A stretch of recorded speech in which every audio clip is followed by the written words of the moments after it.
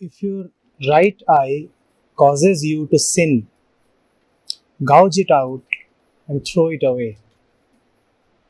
It is better for you to lose one part of your body than for your whole body to be thrown into hell. Matthew 5:29.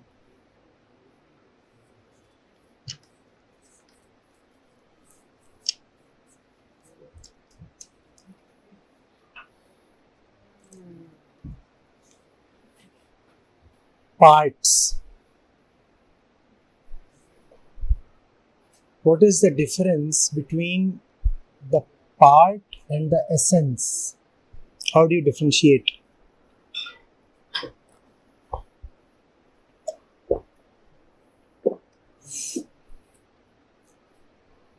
Jesus is talking about a part, about one eye. He is saying it is better to lose a part than the whole. How does one differentiate between parts and totality, wholeness? Where lies the distinction? Thank you. Center and periphery.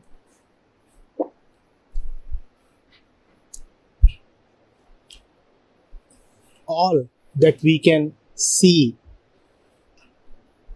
all that we can think of, all that we find important to us is just a part and not even an important part. Distinction must be made between what we think we are and that which we are. In this world, there exists value for us. There exist things, people, ideas, thoughts, religion, money, relationships, people, memories that we value, that are important. Each of these forms a part, and to each part we accord a certain value, a certain importance. Now, Jesus is saying that if one part is rotten, then to maintain that part, do not compromise on the whole. How does one know that one part is rotten? What is the characteristic of a rotten part? Suffering. And thought. It calls for attention. If your thumb is sore, you would be thinking about it. Whatever and whoever makes you think is your rotten part. Whatever you think about, whatever you accord value to,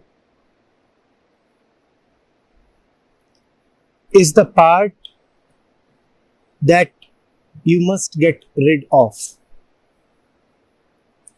And a part is a part only if it appears as a part, only if it makes you think. You fall in love. Something attracts you. You find something important. And immediately, what do? You think a lot about it, and this thinking you call as attraction, love, valuation, importance, sincerity, commitment, and so on and so forth. Jesus is inverting the way we live. The way of Jesus is an inversion of our ways. When we think about something, we call it importance. We even call it love. When you think about something, Jesus calls it disease.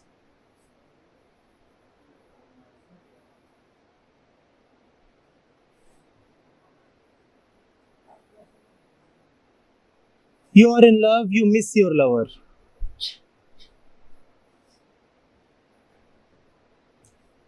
And you communicate this to him as a sign of love.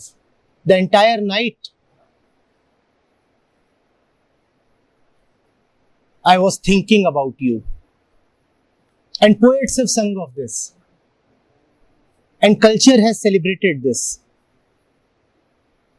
Oh, I think of you so much. Oh, I miss you so much.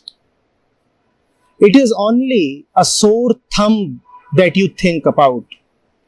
It is only a rotten part that you think about that calls for attention. If something is healthy, you are not going to bring it to consciousness. If something is at its proper place, then it won't even appear to exist. That is the mark of health. It is invisible. The mark of a rotten part is that it makes itself very, very visible to your consciousness. We are being told that whatever constitutes our mind stuff is essentially our burden. And Jesus is saying, simply get rid of it. Because in carrying burdens, you are compromising on essential lightness. He is saying, for the sake of the part, do not lose the whole. We exist in a world of parts. All that we know of is partial. It is limited. Even our suffering is limited. That is why it is never deep enough to inspire a total rebellion.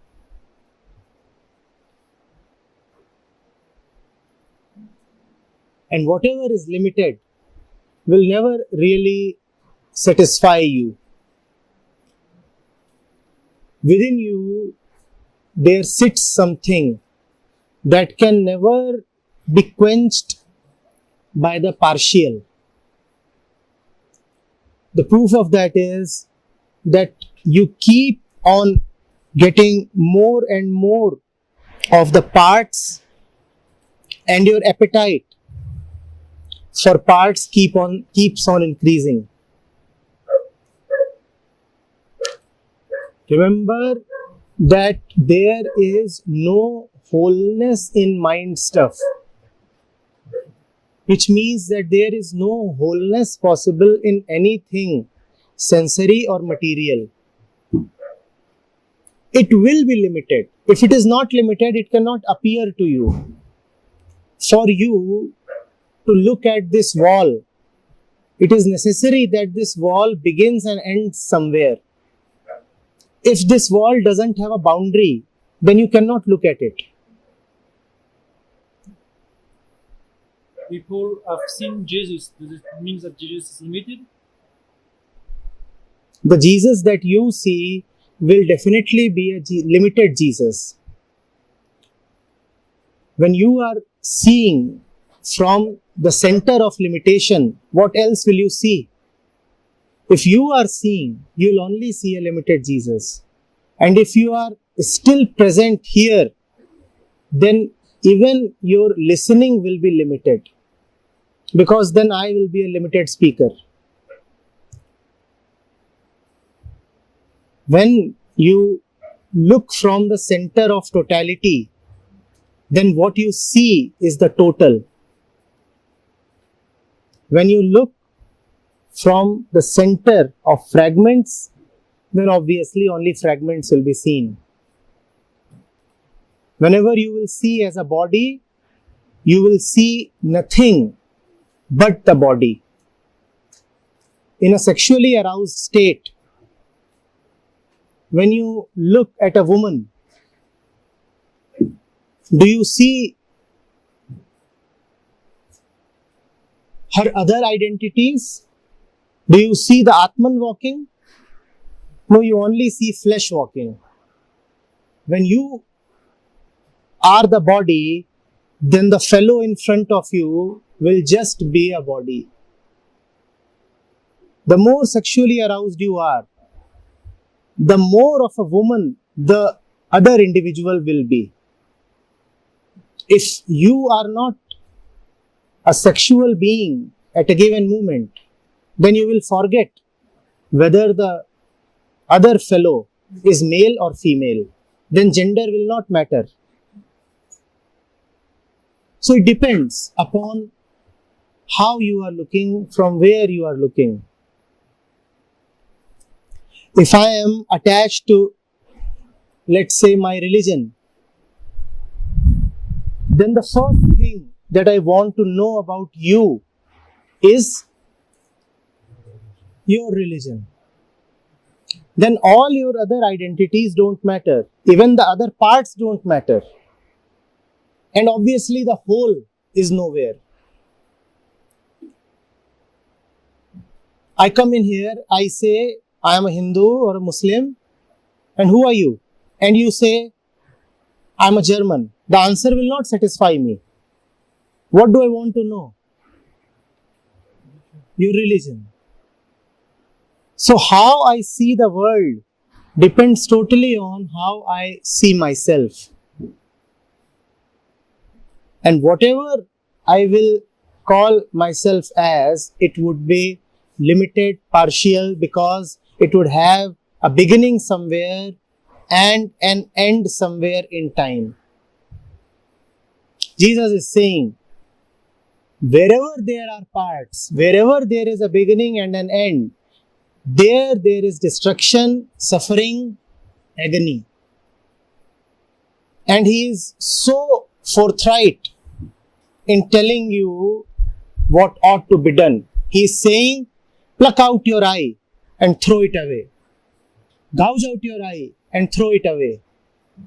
It is quite strange. You would have expected that he will say that you must apply ointments, that you must apply treatments, that you must exhibit compassion and treat that which is rotten.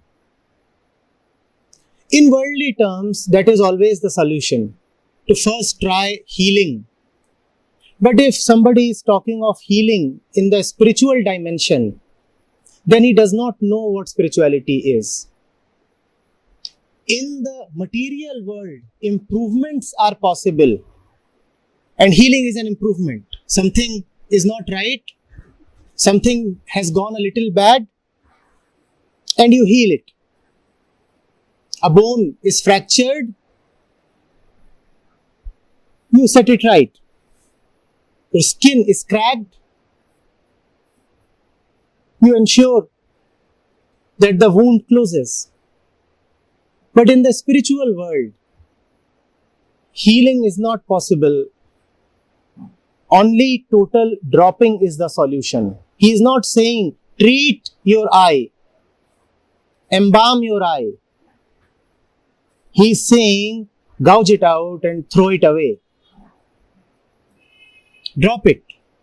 Whatsoever causes you consternation, whatsoever makes you disturbed, get rid of that part of yours.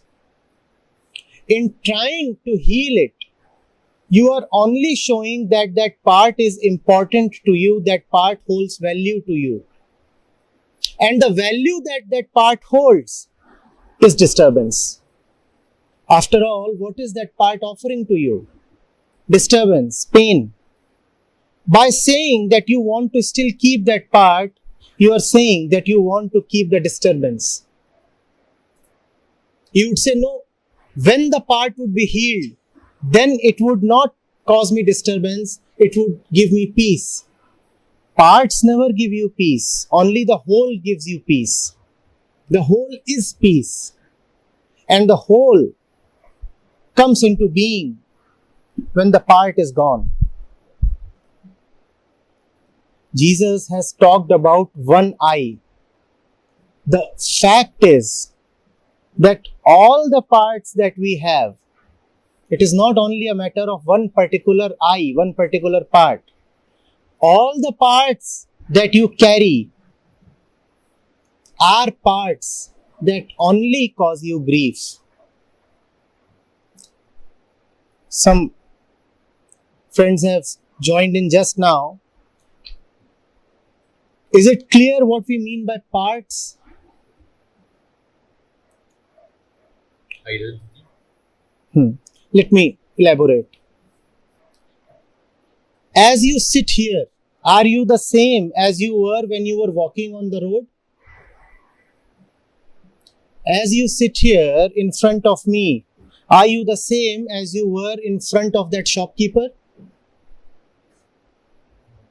Are you the same in front of your mother and your wife? Your boss and your kid? So what you are in front of your boss comes to an end and something else starts. What starts? The father. The face that you carry in front of the kid. The personality that you are in front of the kid. Whatever begins and ends is a part. We live in parts. We are one part in the church, in the temple, and we are another part in the shop, in the boardroom. There is nothing about us that neither begins nor ends. Excitement comes and goes. It's a part. Boredom too comes and goes. Likes come and go. Dislikes too come and go. Everything about us is a rise and a fall, a sine curve. It cannot rise high enough. There comes a point of inflection. It cannot even fall badly enough. There again comes a point of inflection. If it could rise high enough, you would know what joy is. It doesn't rise that high. If it could fall badly enough, your suffering would be so much that you would be relieved. You would drop everything. But it doesn't even fall too badly. You have support systems. If you are feeling too low, you switch on the television. If you are feeling even lower, you go and get some sex. And if that is not possible, you go to the doctor and get a tablet, which helps you get some kind of psychological arousal. And when you can't have that arousal, you call it a state of depression, down. But we never are fully depressed. Even our depression is partial, as are all our happinesses. They come and go. They don't have any longevity. That is why we are so insecure about them. Have you seen how we want to preserve, maintain and elongate our moments of happiness? And have you seen how we want to hold on to hope whenever moments of sadness come? We are not okay with either of them. Not contented in happiness and not deep enough into sadness. All is partial. Jesus is saying, whatever is partial, kindly get rid of it. Whatever is partial, is your eye gone bad? Jesus is talking about just one eye. Here, everything is partial. So everything needs to be dropped. Now that doesn't sound too cool. Or does it? It was alright till you were talking of one eye. Maybe one can get an eye replacement. But what if the other eye, the nose, one teeth, second teeth, third teeth, fourth teeth, the tongue, everything is rotten?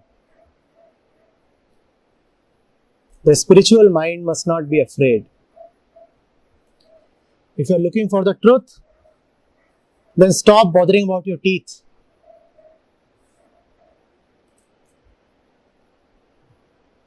One, two, three, four, five, six, you have so many of them.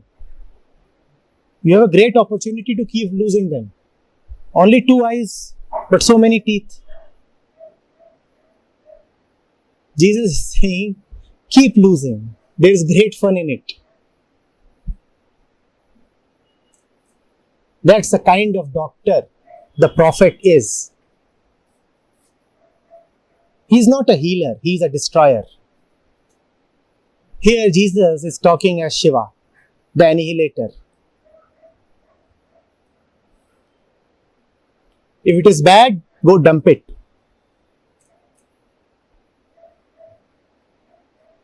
And if you don't dump it, then you are promised more misery. You must ask yourself, what do you take spirituality as? Is it about dumping the inessential, or is it about repairing yourself? I'm afraid most of us are in the repair mode. We go to spirituality for self-correction, self-improvement.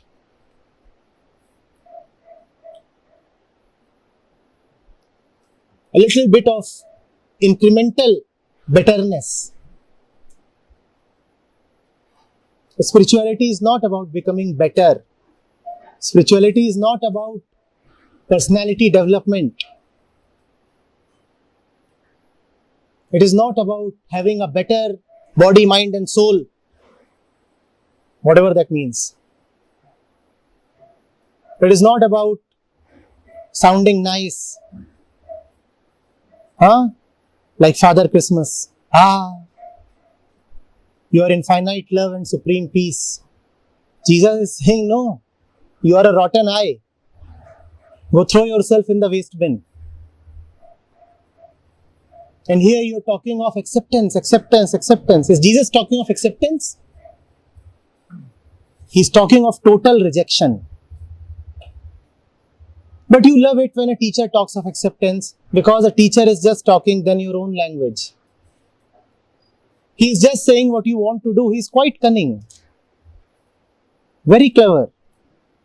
He's just saying what you would like to hear. Jesus is not one of those who expect anything from you. Jesus does not keep a donation box open. For you, Jesus only has love and compassion and hence truthful advice. And for Jesus, you only have hatred and indifference and the cross. That will always be the fate of the real teacher. How many people would come to Jesus? A dozen or so. He wouldn't have 1,000 people sitting in front of him. And it is quite strange. In front of the truthful one, there were only 10. And if in front of you there are 1,000, who are you? Jesus never got thousands. How are you getting thousands? But you like it when somebody has thousands, right? You feel the comfort of social security. You feel there are so many like you. And if so many are flocking to a place, surely there must be something about that place. You don't see that you have just entered another kind of society. And spirituality is about liberation from society, not a change in society.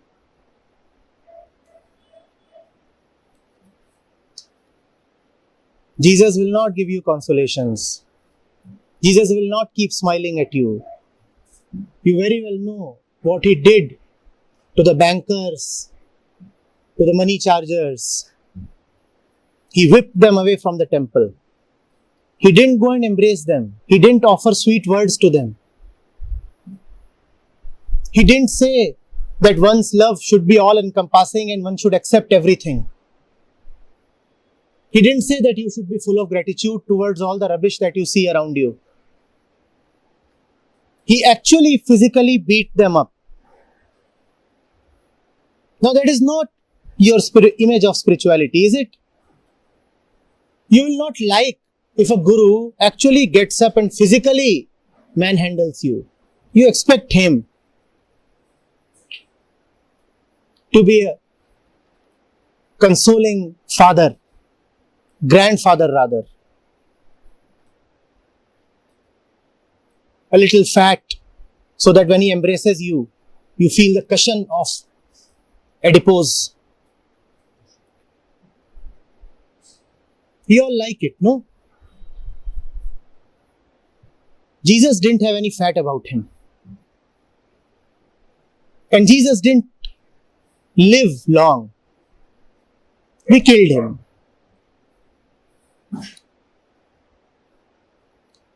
When he was being crucified, nobody came to his rescue. Forget about rescue. Nobody even raised a voice. At least we don't read any evidence of that.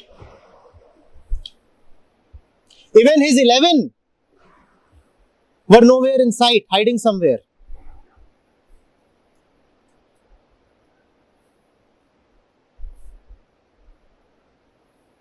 An entire city was baying for his blood. We all know that, right? The city had the power to pardon him. And there were a couple of thieves who were being executed along with Jesus. The city chose to pardon the thieves rather than Jesus. In the eyes of the city, in the eyes of the multitudes, in the eyes of the thousands, Jesus didn't have even as much value as a thief.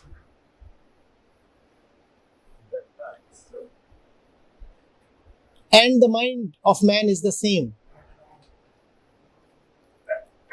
The mind of man is the same as it was when the first war was fought. When the first man threw a stone at somebody.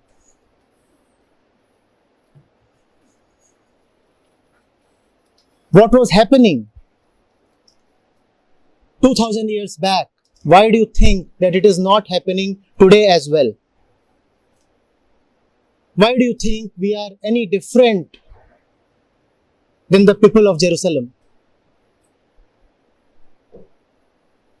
The people of Jerusalem, they too had a religion. It is a spiritual center, or is it not?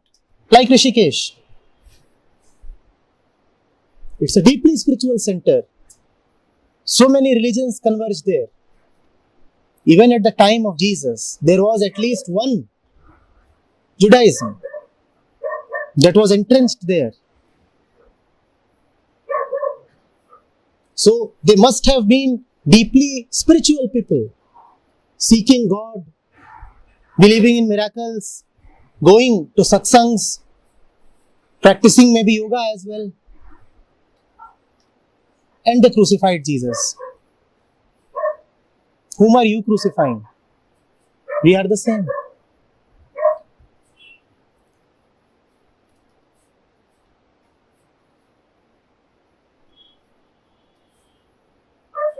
Obviously, a fellow deserves to be crucified when he says that you must hate your entire life if you want to be his disciple. Obviously, a fellow deserves to be crucified if he says that if your eye is rotten, you pluck it out and throw it away. What else would you do with such a rascal?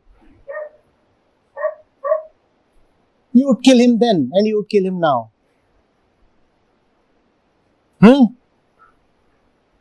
And he has no fat. His embrace is not warm enough. He doesn't go about hugging people. He instead moves around with a shepherd's stick. You don't like such a being, do you?